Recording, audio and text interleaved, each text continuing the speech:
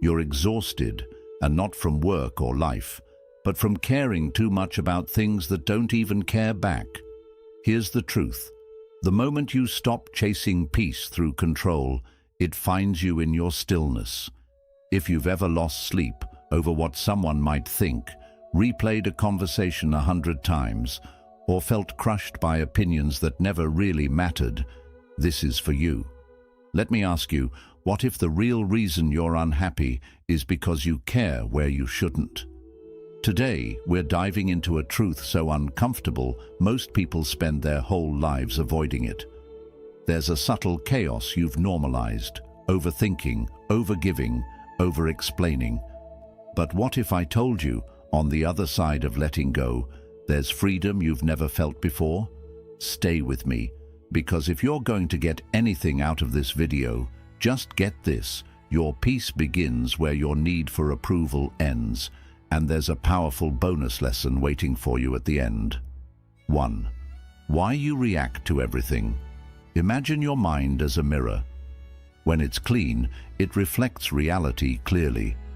But every time you let a comment, a look, or an opinion smudge that mirror, you stop seeing things as they are and start seeing them as they hurt.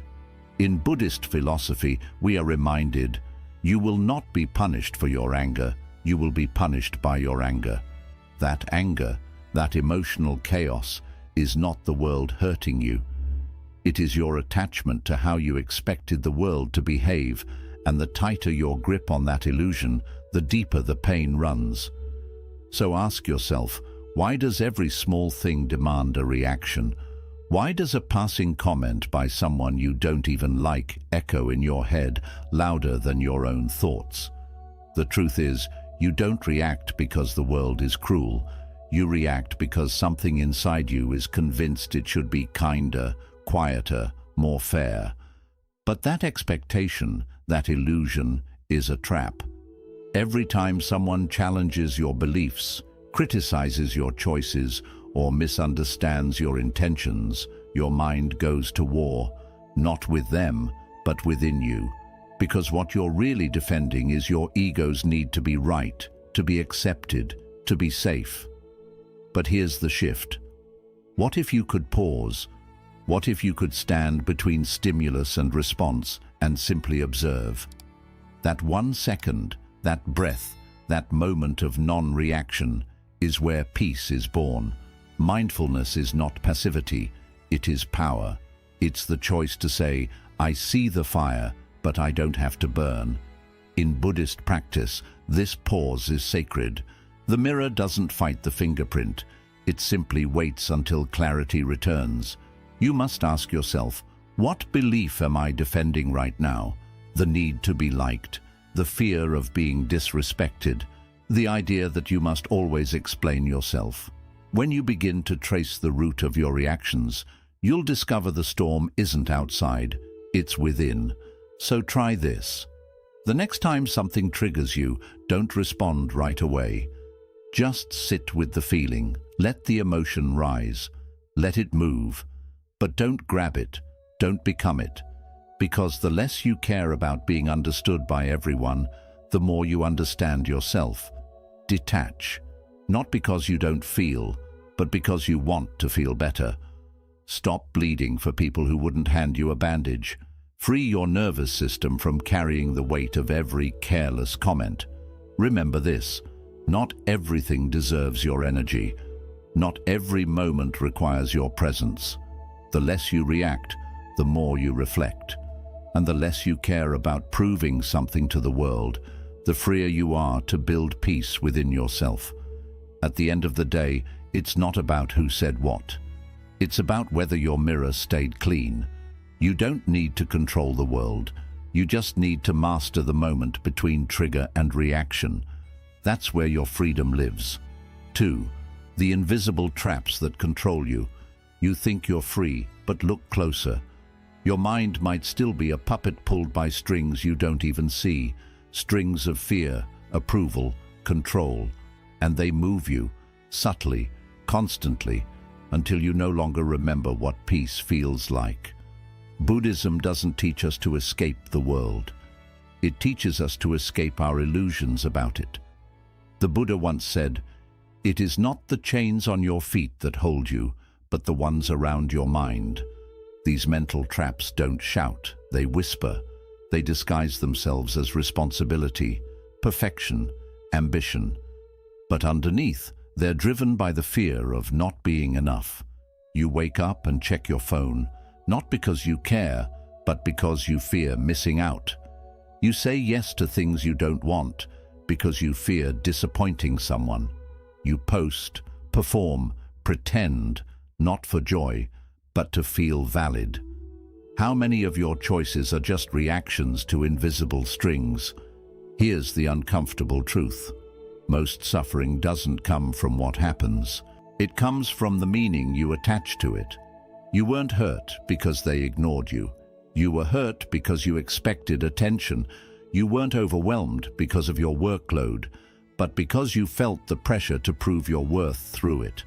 That's the trap, and it keeps you looping the same patterns until exhaustion becomes your baseline. But what if you could name these traps? What if you could point to a thought and say, "Ah, this is my approval trap," or "This is my overthinking loop"? Just naming them takes away their power, because once you see the string, you can choose to cut it. Minimalism isn't just about owning less. It's about caring less about the things that don't matter. Emotional minimalism is saying, "I don't have to engage with this thought." That anxiety about someone's opinion, that urge to respond just to be understood, that endless loop of what-ifs, these are just puppeteer strings. And the moment you stop dancing to them, you begin to live. Ask yourself, what's one mental trap silently draining my peace today? Why am I still holding it? Is it fear of rejection, need for control, desire for certainty? When you stop trying to control everything, clarity flows in. You begin to respond, not react, to observe, not absorb. Remember, you were not born to please people. You were not born to be perfect. You were born to wake up, to untangle yourself from the invisible expectations that steal your joy. You don't have to change the world to be free. You just have to let go of the strings. And here's the paradox. When you care less about controlling everything, you gain control over yourself. That's when happiness stops being conditional. That's when peace is no longer a reward, but a resting place. Cut the strings. Let your mind be still. You are not a puppet. You are the master who forgot. 3. When you stop caring, this happens. You hold on so tightly, gripping approval, expectations, outcomes, as if your happiness depends on controlling every part of life. But have you ever noticed how clenched fists can't receive anything? Not peace, not love, not freedom. Buddhist wisdom tells us letting go gives us freedom, and freedom is the only condition for happiness. It's a truth that feels like a paradox. How could not caring lead to more peace? But maybe peace isn't something you earn. Maybe it's something you uncover when you stop trying so hard to force everything into place. Think about it. Every time you try to fix someone, rescue every situation, or control how others see you, you exhaust yourself. Not because you're too weak, but because you're trying to carry what isn't yours. You weren't meant to hold the entire world on your shoulders. Some things are meant to pass through your life, not stay stuck in your nervous system. You want inner peace. Stop obsessing over things you can't control. Let go of the idea that everyone has to like you, that your plans must unfold perfectly, that people must understand your heart. Peace isn't found in fixing others. It's found in releasing the need to. Imagine this. Your mind is like a hand clenched into a fist. Now slowly open it. That's what letting go feels like. It's not giving up. It's making room for clarity, for breath, for space. When you stop caring about the noise, you begin to hear your soul again. And what it whispers is this: you were never meant to live in tension. Practice this every day. Start small. Don't check your phone the moment you wake up. Don't respond to that message that only invites drama. Don't explain yourself to someone committed to misunderstanding you. Just let go. Give your peace the priority. The world won't fall apart, but your chaos will begin to. Ask yourself now. What's one thing you're gripping too tightly? Is it an outcome? A person? A story about who you think you should be? And what would happen if just for today you released it? What if your worth wasn't tied to effort? What if your value didn't depend on hustle, approval, or performance? Buddhism teaches that suffering is not caused by what we lose. It's caused by our attachment to keeping it. So the more you cling, the more you suffer. But the moment you loosen your grip, even just a little, you begin to float. You begin to trust life, and that trust is what brings you back to yourself. The less you care about what drains you, the more energy you have for what lifts you. You weren't made to react to every trigger, attend to every voice, or fix every broken thing. Sometimes healing is not fixing, but freeing. The moment you let go, peace walks in. Stop gripping, start living. Happiness isn't something you chase, it's something you allow. 4. The mindset shift that changes everything. You are not your thoughts, you are the awareness behind them.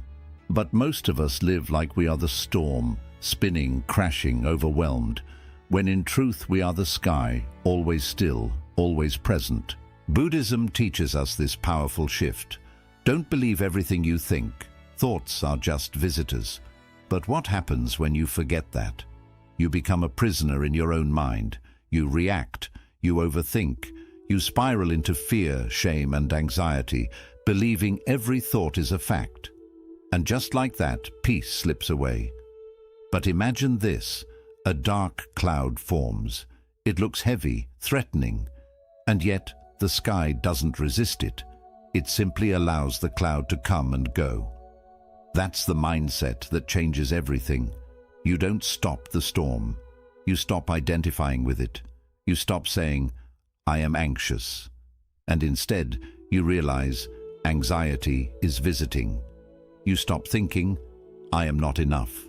And instead, you observe, that's a thought. It's not the truth. This shift is the foundation of mindfulness. Meditation isn't about fighting thoughts. It's about seeing them clearly and letting them pass without letting them build a home in you. Every time your mind spins stories, "They don't respect me," "I'll never succeed," "What if I fail?" you have one job. Don't pick them up. Just notice, name, and release. Say to yourself, this is just the mind doing its thing. Overthinking loses its power when you stop feeding it your attention. Most of what you fear never happens. Most of what you rehearse in your head is just noise. So why are you still carrying every thought like it's a burden you must solve? What if your thoughts had no power unless you chose to believe them? Would you still carry them? Here's the truth. Thoughts will come. Emotions will rise. But they don't define you. You are the observer, the silent witness. The more you return to that role, the less chaos you absorb. That's where peace begins. Not when life is silent, but when you are. Next time you feel overwhelmed, pause and breathe. Watch your thoughts like clouds drifting across the sky. You don't have to chase them. You don't have to judge them. Just let them pass. With practice, you'll realize the sky never fights the storm. It simply allows it to pass through. You want clarity? Create space. You want peace? Stop trying to fix every thought and just let it float. That's the power of detachment. Not caring less in a cold way, but caring wisely. Caring only about what truly matters. And slowly, this shift becomes your strength. You stop drowning in the waves because you remember. You were never the ocean. You were always the sky. You don't have to silence the storm. You only have to remember. You are not the storm. You are the sky that watches it pass. 5. Do less, but better. You are not tired because you've done too much. You are tired because too much of what you're doing doesn't matter. Your energy is being scattered across endless to-do lists, conversations that drain you, tasks that don't feed your soul. Buddhism doesn't glorify the grind. It reveres presence. Better than 1,000 hollow words, the Buddha said, is one word that brings peace. The same is true of our lives. A single focused action done with intention is more powerful than 1,000 scattered efforts. Think of your mind like a bow. Every thought, every task, every responsibility pulls the string tighter. But if you're firing arrows in every direction, none will hit the target. Clarity comes not from doing more, but from doing less, better. When you stop multitasking your life, you begin to live it. Because distraction isn't just the enemy of productivity, it's the thief of meaning. You can't pour your full presence into a moment while worrying about 5 others. And if your attention is divided, your peace will be too. So here's your call to clarity. What are your essential 3? What are the 3 things that actually matter today, emotionally, spiritually, practically? Not 10, not 20, just 3. Drop the rest. Because not everything deserves your energy. Not every task deserves your attention. Some things are just noise pretending to be important. And every time you say yes to them, you say no to your peace. You may think success is about how much you can do, but true mastery is doing less with more awareness. It's not about conquering the day, it's about showing up fully to what matters in it. Imagine waking up tomorrow with this one shift. Only focus on what feeds your peace, your growth, or your soul. Everything else, let it go. That email that can wait, let it. That meeting you don't need to attend, skip it. That person whose drama drains your spirit, step away. The power of doing less isn't laziness, it's discipline. The discipline to choose what deserves your life force. And when you do that, something miraculous happens. The fog begins to clear, your mind slows down, your purpose sharpens. You stop moving in circles and begin walking a path. Ask yourself now, what task today can I eliminate or simplify to reclaim my energy? What if success wasn't about being busy, but about being aligned? What if the real progress wasn't in finishing more, but in feeling whole while doing less? You weren't made to chase everything. You were made to live with clarity, like a single arrow aimed with presence, precise, powerful, and peaceful. Do less, but better, because a focused life isn't a smaller life, it's a deeper one. 6. Let go of the inner drama. There's a storm in your mind, and most days you think the only way out is to fight it. You analyze, replay, rehearse, try to fix everything and everyone. But what if the real solution isn't in doing more, but stepping back? Peace comes from within, the Buddha taught. Do not seek it without. Yet here we are, wrestling the wave instead of watching it crash. The drama we experience isn't always from life itself. It's from the story we wrap around it. Most of our pain doesn't come from what is, but from what we think about what is. Imagine this. Someone sends a short reply. You instantly think, they must be mad at me. Your heart races, your mood shifts. But was there actually a problem, or did you just create a movie in your mind and cast yourself as the villain, the victim, or the fixer? Our thoughts are skilled storytellers, and without awareness, we buy into every plot twist they sell us. But there's another way, one that Buddhism offers with radical clarity. Become the silent witness. Let the thoughts come and go, like waves on the shore, but don't chase them. Don't fight them, just watch. You don't have to respond to every thought. You don't have to solve every feeling. Practice this instead, stillness. In the middle of inner chaos, try asking, is this real, or is this just a story I'm feeding? That question alone creates space. space between you and the drama. And in that space, peace begins. You stop fueling the fire with attention. You stop adding heat to the storm. And when you stop feeding your thoughts, they lose their power. The next time something upsets you, don't react, don't spiral, just pause. Watch what your mind tries to do. You'll notice it rushes to blame, to predict, to panic. Let it, and just watch. You are not the storm, you are the space in which the storm happens. The more you practice this inner distance, the more you realize the drama was never about the world. It was about your attachment to how the world should be. Peace isn't a reward for fixing life. It's the result of no longer needing life to be perfect. It's what happens when you stop grabbing every thought and start observing. When you stop turning discomfort into identity. When you stop rehearsing imaginary arguments in your head that never happen in real life. What if you made it your practice today to let go of one mental movie, just one? The one playing loudest, the one creating the most noise. Let it run, but don't participate. Don't narrate it. Just let it fade.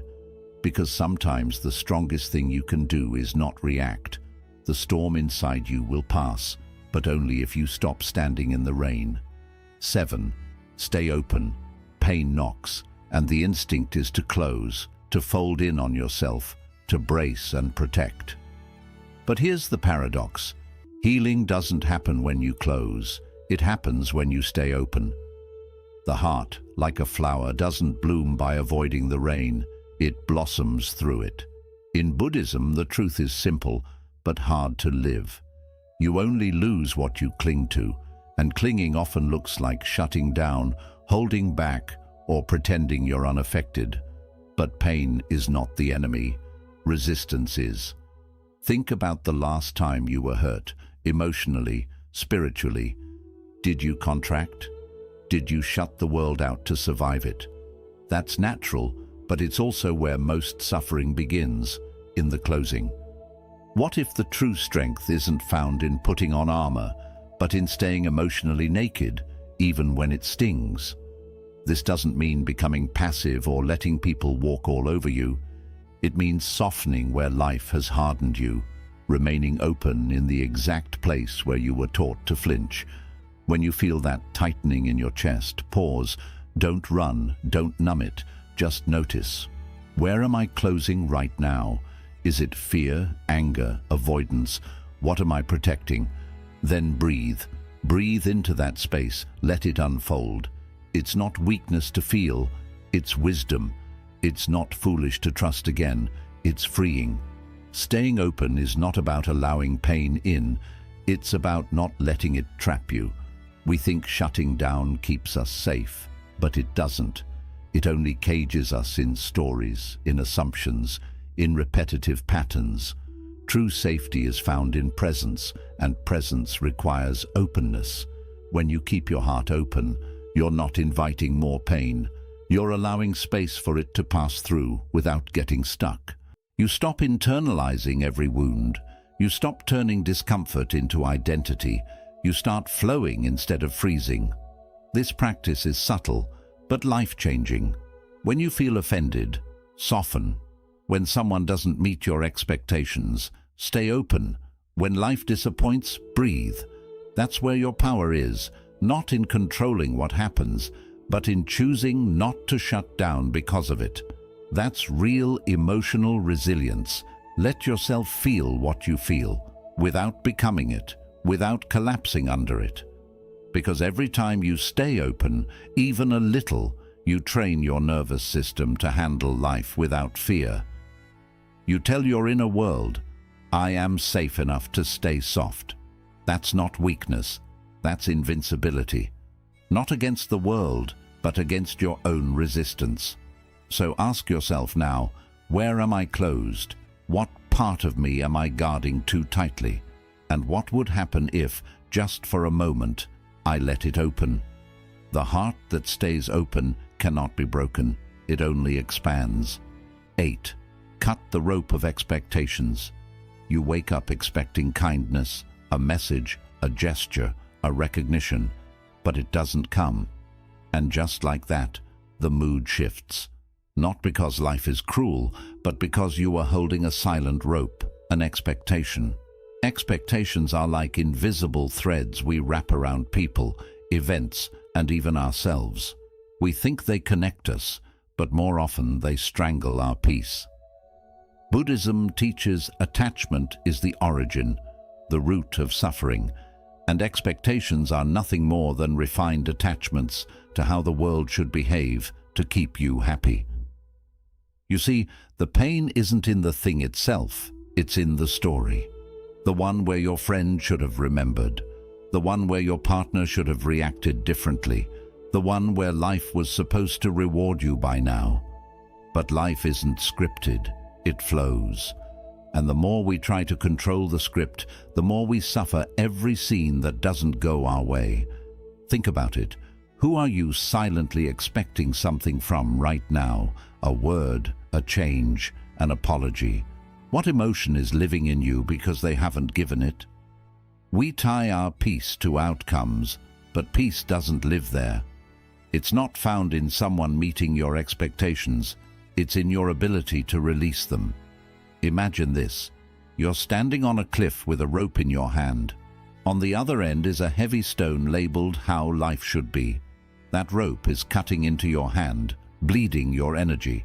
And you think, if I just hold on tighter, maybe it'll feel lighter. But the freedom you seek isn't in gripping harder, it's in letting go. What if you dropped the rope just for today? What if you allowed people to be who they are, not who you wish they'd be? What if you stopped expecting your job to validate you, your partner to complete you, or your past to rewrite itself? Releasing expectation doesn't mean giving up. It means giving into what is, instead of clinging to what should be. That's not passive. That's power. That's liberation. Start small. When you notice yourself tense, irritated, disappointed, pause. Ask, what rope am I holding right now? Can I cut it? Breathe. Let it go, not because they deserve it, but because you do. Every moment you free yourself from the illusion of control, you take one step closer to serenity. Here's the truth most people never admit. Peace doesn't come when everything's perfect. It comes when you stop needing it to be. Say it with me. This moment is enough. I am enough. They are enough as they are. The rope you cut today may be the one that's been choking your peace for years. 9. Practice non-attachment, not indifference. You can love deeply and still let go. You can care without clinging. Non-attachment is often misunderstood as apathy, but it's not about being cold, it's about being clear. It's the difference between holding someone's hand and squeezing so tight that neither of you can breathe. Imagine holding water in your palm. If you cup it gently, it stays, but if you grasp, it slips through your fingers. That's the art of non-attachment. Buddhism teaches to understand everything is to forgive everything, and in that forgiveness we release our grip. Not because we don't value it, but because we finally understand it was never ours to hold. Think about this. What if the pain in your chest isn't from love, but from attachment disguised as love? We confuse presence with possession, care with control. But true connection isn't about permanence, it's about presence. Can you be here now with someone or something you care about and not demand that it stays forever? This is where non-attachment begins, not in retreating from life, but in embracing it without needing it to last. There's a quiet power in being able to say, I appreciate this moment, even if it doesn't repeat. That's emotional freedom. But many of us fear that letting go means losing everything. We think, if I don't hold on, it'll disappear. But clinging doesn't preserve, it suffocates. Non-attachment says, I can be here fully, and if it ends, I can still be whole. That's not weakness, that's strength, the kind that doesn't collapse when life changes. Try this. Look at your relationships, your goals, your identity. What are you attached to that's weighing down your soul? A title, a person, a version of yourself that no longer exists. Can you love it, honor it, and still let it float freely away when the time comes? That's spiritual maturity. It's not detachment from life. It's connection without chains. Non-attachment is not indifference. It's deep care minus emotional enslavement. It means showing up with love, but not losing yourself in the process. It means listening without trying to fix, loving without needing to own, being with someone without fearing their absence. It means recognizing that everything is temporary, and instead of that terrifying you, it liberates you. Every moment you release the need for permanence, you allow yourself to actually experience life, unfiltered, uncontrolled, real. When you stop holding on so tightly, your heart has space to breathe, and in that space, happiness grows. Not because you have everything, but because you've stopped needing to. So ask yourself today, what are you clinging to in fear rather than holding in love? What if letting go was the most loving thing you could do? Non-attachment isn't letting go of love. It's letting go of the fear that you'll lose it. 10th, stop performing for the world. You've been handed a script, a role to play, and every day you perform it, hoping for applause. But what if, just for a moment, you stopped pretending? What if you didn't need to act anymore to meet others' expectations? The truth is, social roles are illusions, and the more we perform for the world, the more we lose sight of who we truly are. You are not the actor.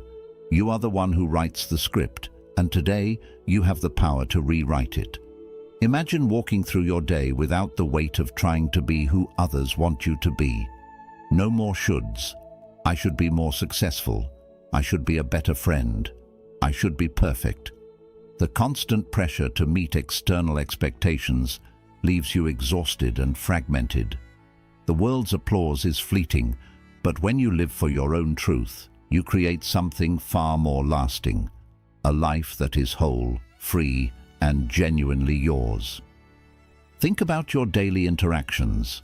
How many of them are driven by a desire to impress? Who are you trying to win approval from today? Maybe it's a family member, a boss, or even strangers on social media. What if you could let go of the need to perform for them?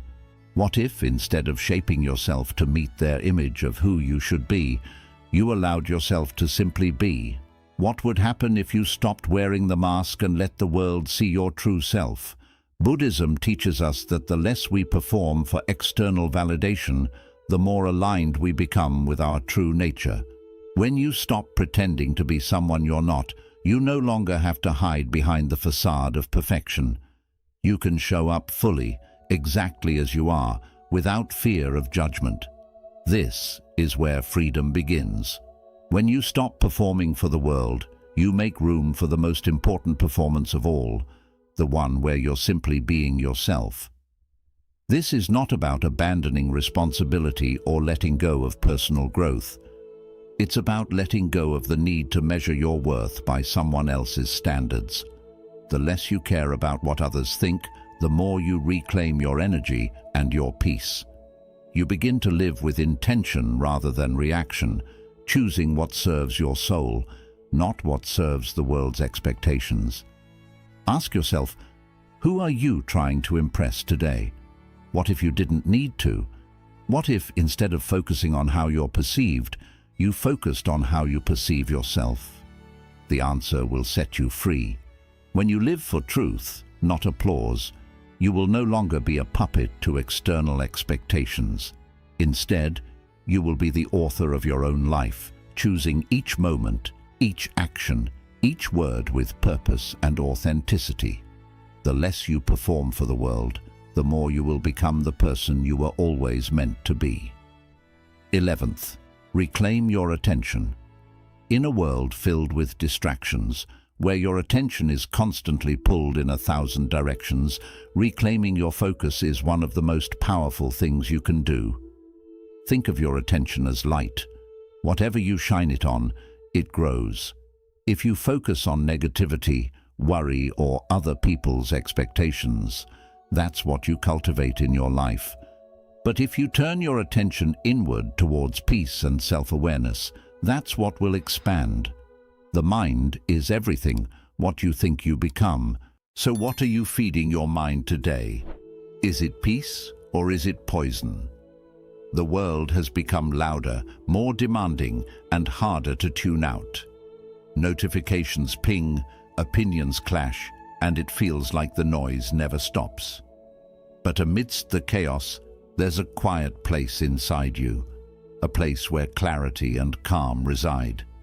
The trick is learning how to return to that space, moment by moment, without letting external distractions pull you away.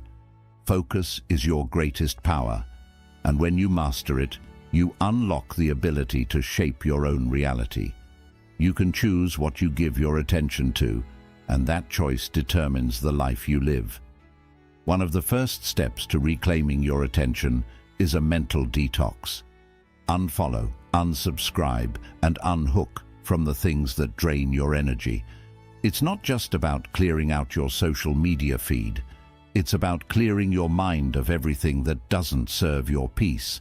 The constant barrage of information, opinions, and expectations can overwhelm you, making it hard to hear your own thoughts.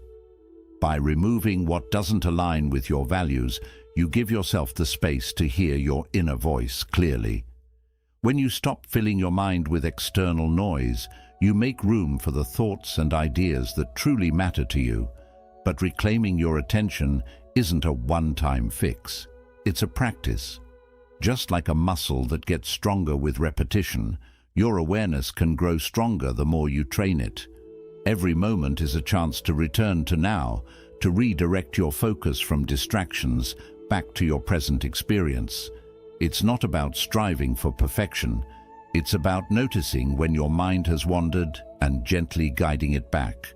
The more you practice this, the easier it becomes, and over time, you'll find that your thoughts no longer control you. You control them. Ask yourself, what are you feeding your mind today? Is it something that nurtures your peace, your growth, your happiness, or is it something that drains you, that feeds fear, anger, or anxiety? In a world that's constantly trying to pull you in 100 different directions, the ability to direct your attention towards what truly matters is one of the most powerful skills you can develop. When you reclaim your attention, you reclaim your power. You become the master of your own mind, and in doing so, you unlock the freedom to live your life with purpose, peace, and presence. The less you let the world control your focus, the more you get to decide what your life becomes. Bonus lesson. Turn resistance into acceptance. Life is full of waves, constantly shifting, unpredictable, and sometimes overwhelming. We often find ourselves trying to fight against the current, struggling to control things that are beyond our grasp. But what if I told you that this resistance only drags you deeper into frustration and stress? What if, instead of fighting the current, you simply let it carry you? In Buddhism, this is called acceptance. When you stop resisting the flow of life, you stop drowning in your own struggles. Instead, you float, and the river gently carries you home. Whatever has the nature to arise has the nature to cease. The challenges you're facing today, they will pass, but only if you stop fighting them. We live in a world that constantly tells us to control, to fix, and to overcome. But what if life isn't a problem to be solved? What if it's a wave to be surfed? Every time you push against life's natural flow, you create friction, and that friction breeds suffering. When you accept things as they are, not as you think they should be, you tap into a deeper peace. This doesn't mean giving up or becoming passive. It means starting from a place of inner calm, not panic. It's the difference between fighting against a storm and simply allowing it to pass. When you accept the present moment as messy or chaotic as it may be, you stop carrying unnecessary weight. Think about the things you're fighting in your life right now. Maybe it's a relationship that isn't going as you'd hoped, a career path that feels uncertain, or a personal goal that seems impossible. Every no you throw at the present moment, every this shouldn't be happening, is just a weight you add to your shoulders. But what if, just for a moment, you let go of the resistance? What would happen if you allowed yourself to accept what is without judgment, without trying to change it? This shift in perspective is profound. Acceptance doesn't mean you have to stop working towards your goals or improving your life. It simply means that you stop fighting against what's happening right now. When you let go of the inner no, you create space for something new. You let yourself move through life more smoothly instead of fighting against the current. The key is to find calmness in the present moment, no matter how difficult it feels. When you do this, you release yourself from extra stress and allow yourself to go with the flow of life. So, take a moment today to notice what you're pushing against. Where are you holding on too tightly to a situation, an emotion, or something you wish was different? Now, ask yourself, how would it feel to accept it just for a little while? What if by accepting it, you could feel a bit more peaceful? The more you practice shifting resistance into acceptance, the more you'll feel the freedom that comes from living in harmony with life's natural rhythm. Quick summary of the ideas. Why you react to everything. Your reactions don't really come from others, but from the inner attachments you haven't dealt with. The more aware you are of your emotional triggers, the less power they have over you. Watch your reactions instead of becoming them, and freedom will come. The unseen traps that control you. Most people are ruled by hidden thought patterns, like needing approval or fearing what others think. Seeing these patterns is the first step to breaking free from them. When you name your trap, you break its hold. What happens when you stop caring? Letting go of what you can't control brings a deep sense of peace within. You don't have to fix everything around you. The act of letting go is stronger than holding on. A mindset shift that changes everything. You are not your thoughts. You're the awareness behind them. Stepping back from the constant mental noise can completely shift how you experience life. This one change can free your mind from confusion. Do less, but do it well. Simplicity brings power. Stop spreading your energy on things that don't really matter. Focus on fewer things, but with more clarity, presence, and depth, and your life will feel more meaningful. Let go of the drama inside. A lot of your suffering comes from overthinking and making up stories in your mind. When you stop feeding the inner drama, peace comes naturally. Watch your mind, but don't become its storms. Stay open. Even when you're in pain, staying emotionally open keeps you strong. Closing yourself off builds walls and leaves wounds.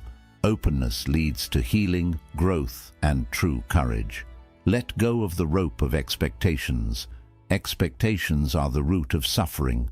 Life feels lighter when you stop insisting it must go your way. Accept what is instead of what could be or should be. Practice non-attachment, not coldness.